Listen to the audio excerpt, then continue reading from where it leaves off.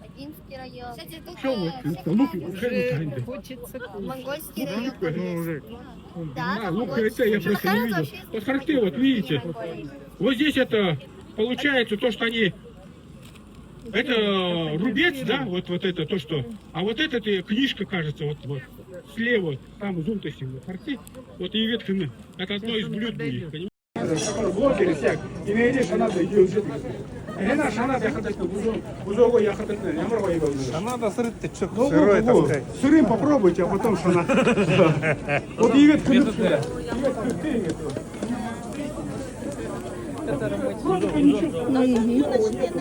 Просто видите, фантазия людей. Рубленное мясо. Особенно Марка, снимайте это дома, мужа пострелить, он вас любите вообще. Редко. Так. Эндумда их как бы такой, видать. Сонберейн. Шункен порядочный. Ну, типа что, буза в желудке называется. Буза в желудке. Буза в желудке. Ну, бузовый его, просто пашка.